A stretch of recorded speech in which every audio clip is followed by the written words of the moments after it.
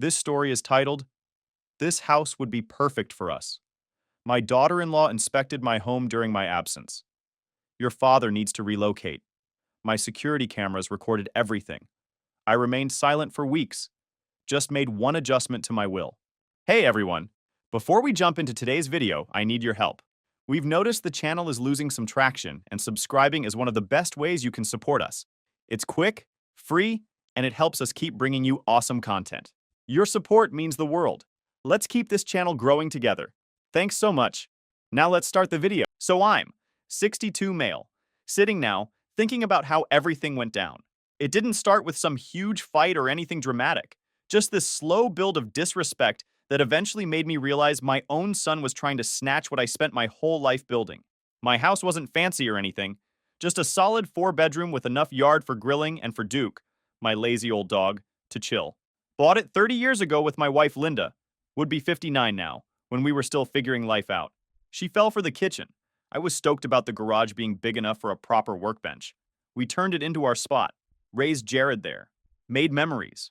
The plan was to die there eventually. Linda passed 7 years ago. Cancer. That shit came fast and didn't mess around. 6 months from "you're sick" to funeral. Not even enough time to process what was happening. One day she was complaining about back pain. Next thing we're sitting across from some doctor who couldn't look us in the eye telling us it was already in her liver, lungs, and bones. Stage 4. Those last months were rough. She stayed tough though. Tougher than me. Remember the night before she started chemo, we sat on the porch, and she made me promise not to get weird after she was gone. Said she'd haunt my ass if I turned her closet into some kind of shrine. That was Linda. Practical to the end. Even made me fix that leaky faucet in the bathroom while she was on hospice. Just because I'm dying doesn't mean we should waste water, she said. I went back to work like 2 weeks after burying her because WTF else was I gonna do? Just sit there listening to the house echo? Her side of the bed stayed made. Her coffee mug stayed in the cabinet. Sometimes I'd find a random hair tie or one of her earrings in some corner of the house, and it would knock me on my ass for an hour. Place felt like a museum some days, but I stayed. It was still home, you know. Plus, Linda would get sad if I sold the place we built together. So I kept going. Did the lawn on Saturdays like always. Fixed stuff when it broke. Ate dinner at the same table, just on the other side now, so I didn't have to look at her empty chair. My only son, 34 male. Jared grew up in this house. Same backyard where he learned to ride his bike, and same driveway where he almost burned his eyebrows off trying fireworks for the first time. Married Megan, 32 female, 3 years back. She's super polished. Real estate agent with that perfect hair and voice that sounds like it belongs on a podcast. First time I met her, she called my house quaint, and NGL that should have been a red flag. I've always been there for Jared. Always. Like when he wrapped his first car around a tree at 19? I didn't lecture him, just bought him another one.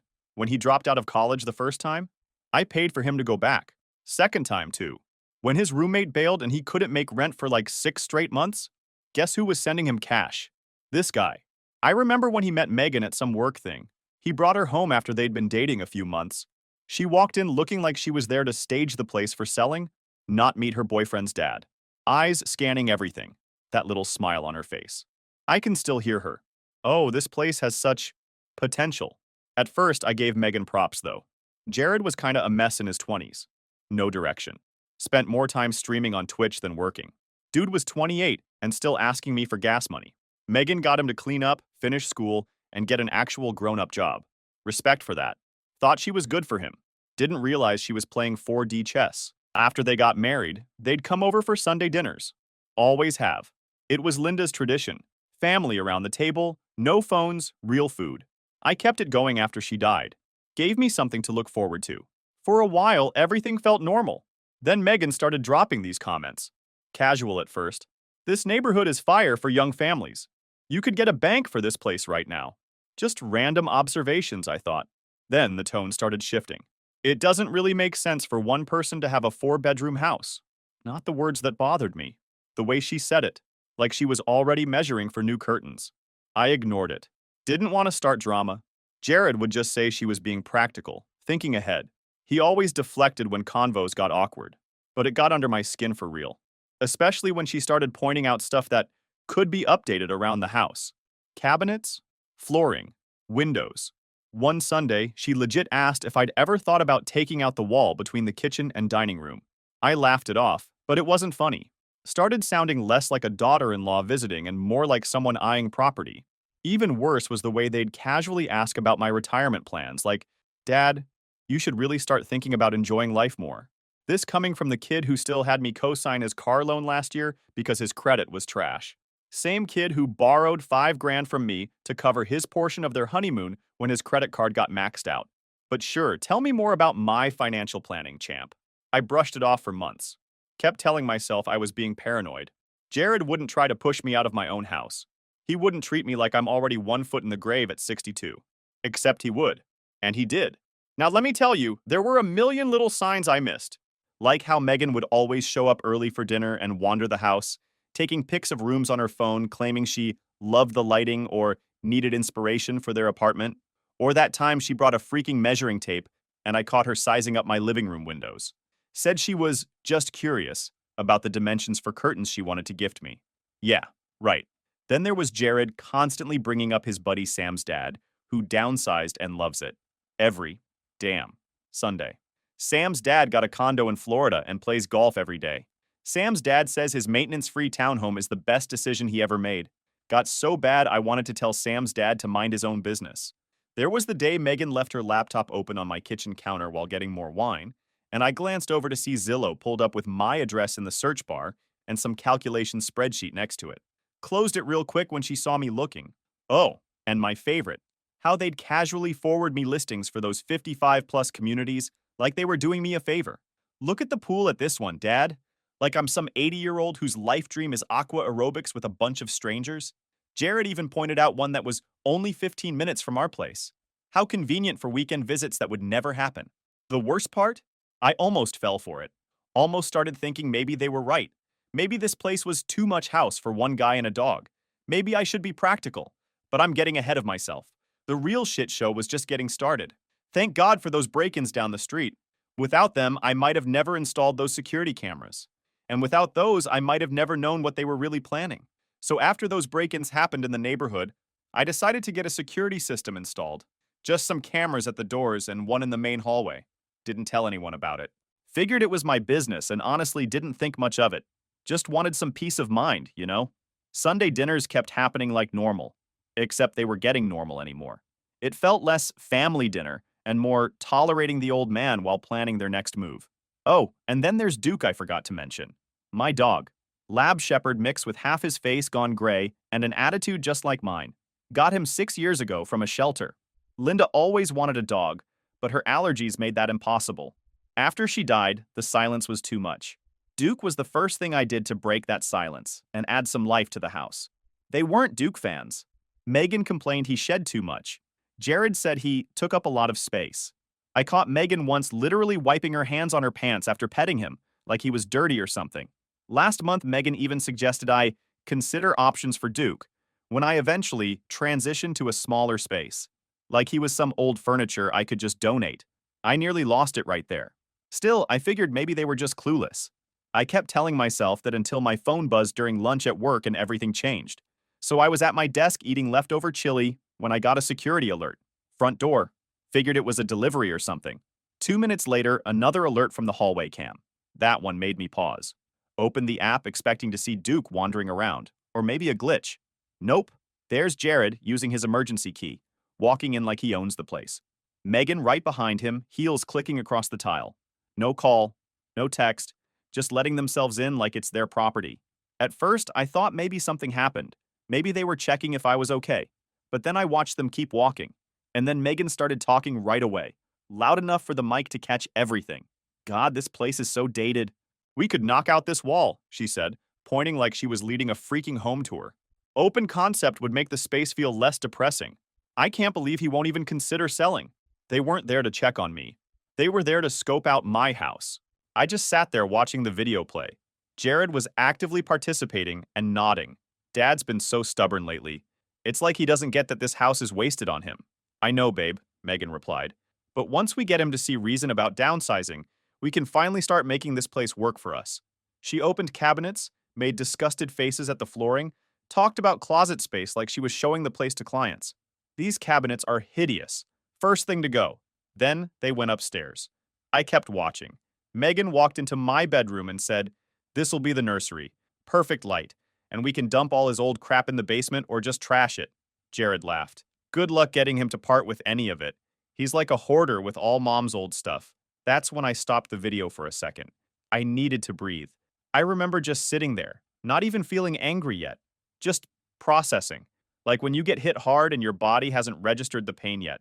These two people, my son and his wife, were literally planning to take over my house while I was still living in it. They weren't even being subtle about it. I let the next clip load anyway. Might as well see the whole tour. In the hallway, she asked Jared if I'd updated my will. He said he wasn't sure, but he'd been thinking about how to bring it up. Said the house should have stayed in the family anyway since I bought it with mom. "We need to start looking at assisted living places," Megan said. "My client's dad is at Sunset Ridge and they handle everything. Your dad would be so much better off there." Jared nodded. "Yeah, we might need to push it soon. For his safety. You know, before he gets too stubborn. He's not getting any younger. And this house is way too much for him. I'm 62. I lift weights 3 times a week. I run most mornings.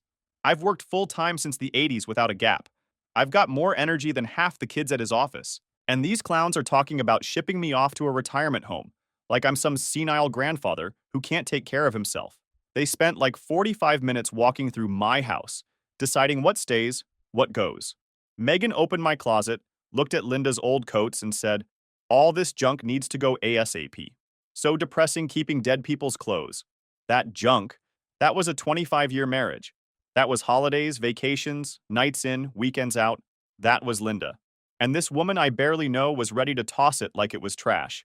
They finished their little house tour, with Jared adding, "Dad's gonna fight us on this, but he'll thank us once he's settled into a nice little retirement place."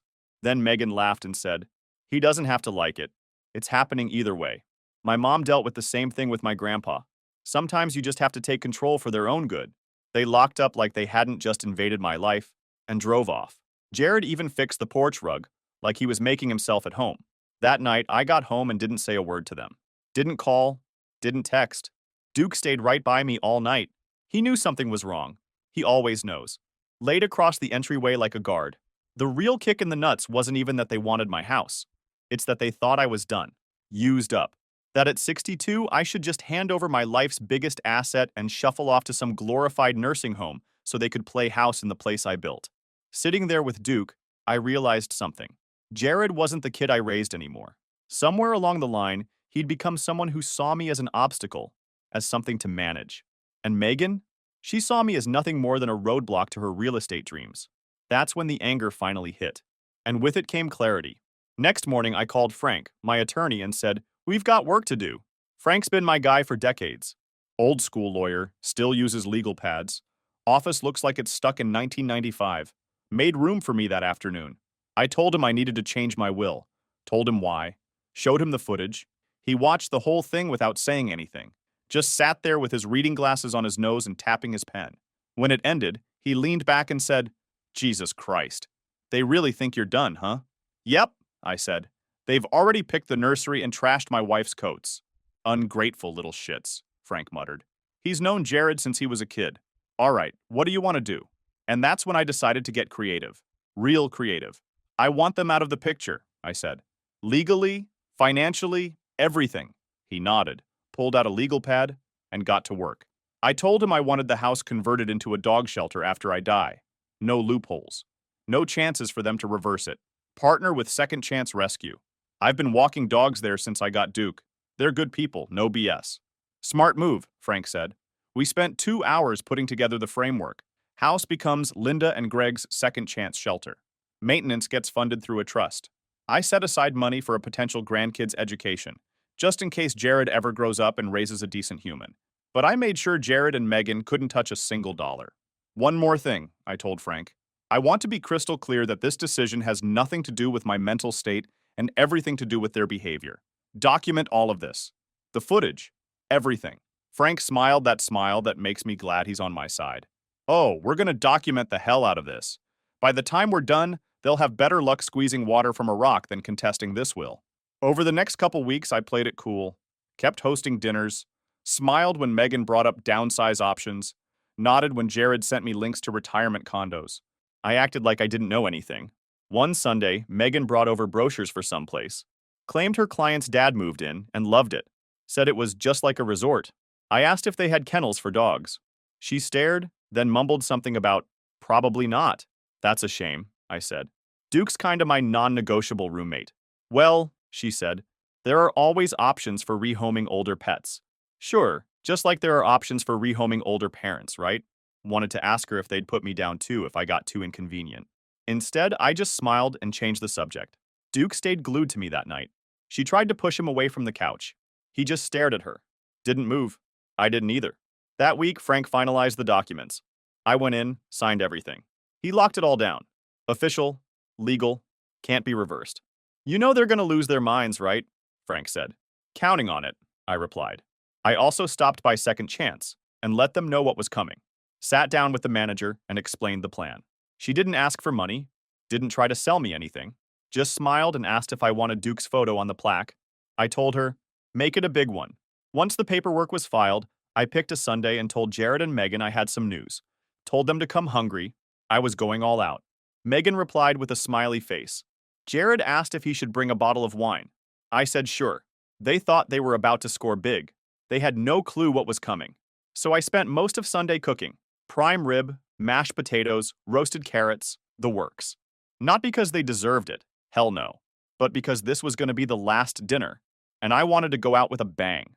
Plus, nothing says screw you like making someone an amazing meal right before you blow up their world. They showed up right on time. Megan wore some expensive blazer, like she was heading to close a deal. Jared looked nervous, which was interesting. Probably thought I was about to hand over the keys or ask them to take care of the place when I get old. I kept it casual. Asked about their week. Megan talked about interest rates. Jared nodded like he understood any of it. Duke stayed under the table. Every time Megan walked by, his eyes followed her. Didn't growl, didn't bark, just watched. He knew. Dogs have a sixth sense about fake people. Duke had Megan's number from day one. Dinner went smooth. Megan said nice things about the wine. Jared asked if the meat was grass-fed. Christ, when did he become such a snob? This is the same kid who used to shove gas station hot dogs in his face like they were gourmet meals. Halfway through the meal, Megan made her move.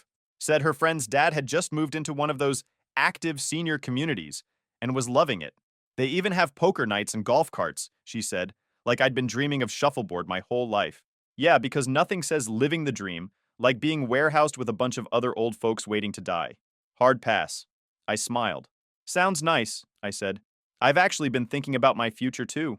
That shut them up. Both looked up at the same time. Megan put her fork down like she was about to sign a contract. Oh, really? She asked, trying to sound casual. Yeah, been doing a lot of planning, I said.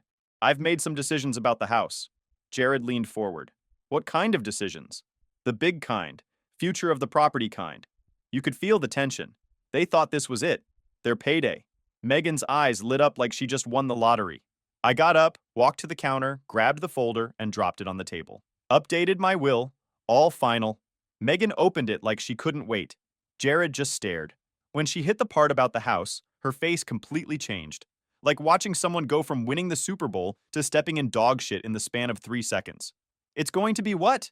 She asked like she misread it. A dog shelter. Partnered with Second Chance Rescue. Duke's future home. Linda's name will be on the sign. Jared didn't say anything for a second. Megan's face turned red. You're turning this place into a pound? She yelled. Oh, pretty much, but it'll be a no-kill shelter. Well-run, super clean, good people. You can't be serious, she said, standing up now. This is prime real estate. This is our inheritance. I'm dead serious, I said calmly. And our inheritance? What makes you think you've earned an inheritance? That's when Jared chimed in. Dad, this is insane. You can't just throw away everything Mom and you built. It is staying in the family, I replied. Just the part of the family that didn't try to shove me in a retirement home. That's when I pulled out my phone, opened the security app, and hit play. Their voices filled the room. Megan's tour of the house. Jared agreeing. Her calling Linda's things junk. The part about assisted living. Every nasty comment, every plan. Watching their faces change as they heard themselves was almost worth the betrayal. When it ended, the room was dead silent, like someone had sucked all the air out. She exploded. You spied on us! That's illegal. You can't just record people without their knowledge. It's my house, I said, and I can absolutely have security cameras in my own property. Jared was pale as a ghost. Dad, we were just talking. We didn't mean... Save it, I cut him off. You meant every word.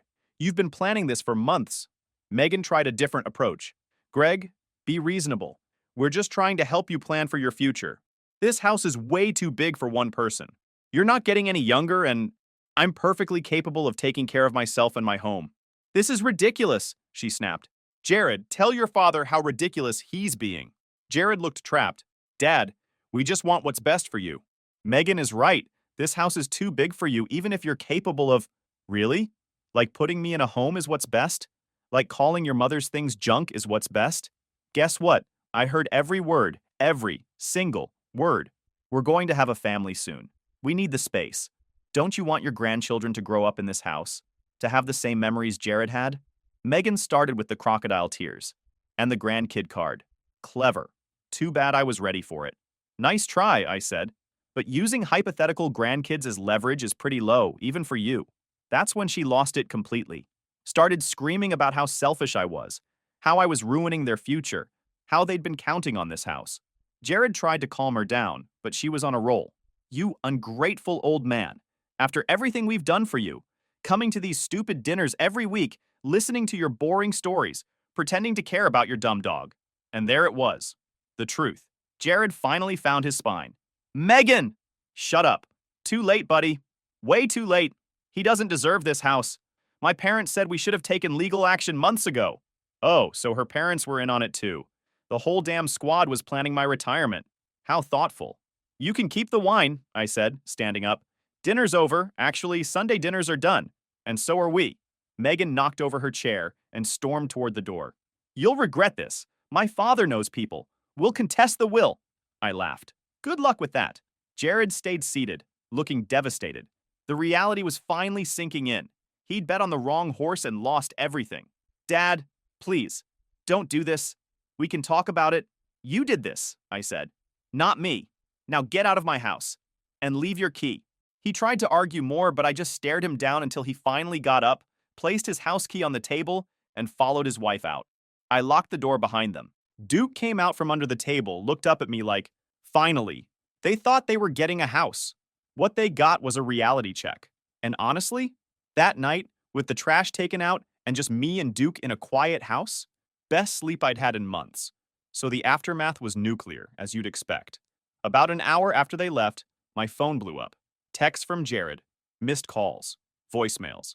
I didn't answer any of it, didn't even listen to the messages, just muted my phone and poured myself a drink. Next morning, I checked my email. Megan had sent me a message with the subject line, "Let's talk calmly." 3 paragraphs of BS nonsense. Words like misunderstanding and family unity. No apology, just spin. Classic Megan. I deleted it without responding. Later that day, I got a call from my sister-in-law, Sarah, Linda's younger sister. She sounded confused, almost accusatory. Said she'd heard I was donating the house to a dog rescue and asked if I'd thought about what that meant for Jared's future. I told her I'd thought about it plenty. Then I sent her the video. She didn't call back after that. She just replied with a text, Jesus Christ. Then came the real thing, Megan's mother. This woman I'd met maybe 3 times called me screaming. Literally screaming. How dare I treat her daughter this way? How could I cut off my own son? How I was breaking Megan's heart and destroying their future. The nerve she got was unbelievable. I let her rant for about 30 seconds before I cut her off. Told her exactly what her precious daughter and my son were caught saying on camera. Told her they called my late wife's belongings junk that needed to be thrown out. She sputtered something about family helping family and how I was too old to need all that space anyway. Apple doesn't fall far from the tree, huh? I hung up mid-sentence. Things got even pettier. I stopped by my realtor's office to get paperwork started on transferring title to the trust when the receptionist said my son had already called. Turns out Megan had contacted my realtor behind my back, claimed she was concerned about my mental state, and wanted to know how to reverse unauthorized estate changes. Translation: she wanted to know if she could get the will thrown out. Realtor shut her down, thankfully. She's known me for 20 years. Knows I'm not some senile old fool. That week, Megan started posting passive-aggressive stuff on social media. No names, of course, just enough to start drama. One post actually said, "Sometimes the most difficult people to help are the ones who need it most." Got like 50 sympathy comments from her echo chamber friends. Modern problems, I guess. When your house stealing scheme fails, Just go on Facebook and play victim. I started getting calls from people we both know. Friends who barely talk to me suddenly checking in. The tone was always the same, sweet on the surface, nosy underneath. Are you okay? Are you thinking clearly? Maybe talk to Jared again? It was so obvious Megan and Jared had been working the phones, spinning their version. I didn't play their game. Instead, I went back to Frank, had him draft a cease and desist letter to send to Jared and Megan, officially informing them they were no longer welcome on my property, that any future attempts to access the house would be considered trespassing, and that all communication should go through Frank from now on. Meanwhile, I doubled down at Second Chance Rescue, started volunteering more, got the legal team working on the shelter conversion plans. No sense waiting around. I've worked too hard, lost too much, and lived too long to be treated like I'm already dead in my own home. A couple of idiots won't be able to take what I've built. Update. Hey Reddit, it's been a while, so I'm back with an update. My son seemed to finally grow a spine after the whole shit happened. Buckle up and let's get into it. So it's been 3 months since my last post. And guess what? The cease and desist letters didn't stop Jared. He showed up last weekend while I was in the front yard fixing the sprinklers. Duke barked the second he saw him. Still the best security system I've got. Jared looked like complete shit. Unshaven, dark circles under his eyes, clothes wrinkled like he'd been sleeping in his car, which turns out wasn't far from the truth. Hey Dad, I need to talk to you, he said, standing awkwardly like he wasn't sure if he'd get tasked for trespassing. Frank's number hasn't changed, I replied, not looking up from the sprinkler head I was replacing. I'm divorcing Megan. That got my attention. I stood up, wiped my hands on my jeans. And I screwed up. Really screwed up. You were right about her. About everything. Dad, I'm so sorry. I crossed the line. Apparently, Megan didn't take the news of their lost inheritance too well. Started blaming Jared for not handling me properly. When their scheme to get my house fell apart, she moved on to Plan B, Jared's parents' vacation home in Colorado. Started the same routine with them, talking about renovations and how they were too old to maintain it. That's when Jared finally lost it. Said it was like watching a replay of what happened with me, except now he was seeing it from the outside. They'd been fighting for weeks, and he finally moved out 3 days ago. So what do you want from me? A medal for finally realizing your wife is a gold digger? Bit late, isn't it? I asked. I know I don't deserve anything from you, but Dad, I'm really sorry. I got caught up in her plans. I was blind.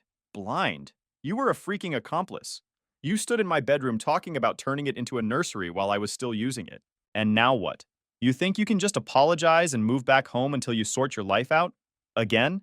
No, I wouldn't ask that. I wanted you to know I'm trying to make it right. I told Mom's sister everything. Told Megan's parents too. I laughed. And how'd that go over? About as well as you'd expect. Her dad threatened to sue me for defamation. Shocker. There was an awkward silence. Before Jared continued, Look, I'm not asking to be back in your life. I just wanted you to know that I'm sorry. I went back to fixing the sprinkler. Noted. The shelter plans look great, by the way. I drove by last week. Saw the construction crew. Yep. Can I at least know if you're doing okay? I looked up at him. I'm doing fine. Better than fine. Don't need to worry about me. He nodded, looking around at the yard, the house, probably thinking about all he'd thrown away. As he turned to leave, I called out, Jared? He turned back, hopeful.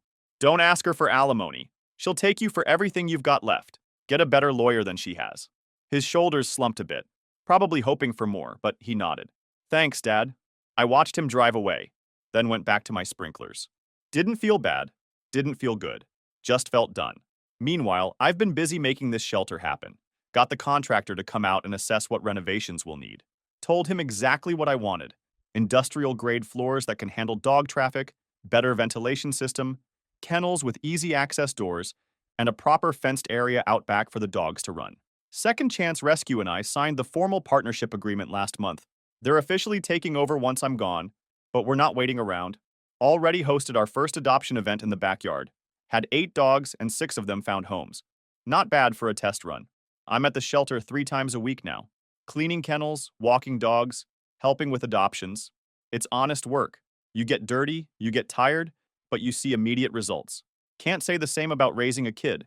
I also had my buddy who's a contractor come by to give me an estimate on what Jared and Megan's renovation plans would have cost. He nearly spit out his coffee when I showed him what they wanted to do. Said it would have been minimum $180,000 to do their open concept nonsense and all the other crap they were talking about. Where were they planning to get that money? Three guesses, and the first two don't count. Made sure the trust is fully funded. Between my 401k savings and some Apple stock I bought in the early 2000s and forgot about, the shelter will be covered for decades. Frank made everything ironclad. If Megan tries fighting it after the divorce, she'll burn through cash on lawyers just to get laughed out of court. Some nights I sit out on the porch with a cold one, looking at what Linda and I built, and feel something I haven't felt in years. Satisfaction. Not happiness exactly. Just that solid feeling of knowing you did the right thing, even when it was hard. As for Jared, I don't know. Maybe someday. Maybe not. Not my problem right now. They tried to take my home. Instead, I turned it into something they can't touch. Let Jared explain to his future kids, if he ever has any, why Grandpa's house became a shelter. Better yet, let the kids figure it out themselves, one dog at a time. Funny thing about betrayal, it shows you who actually matters. And sometimes, it's not even people. It's the old dog snoring at your feet who'd never dream of pushing you aside just because you take up too much space.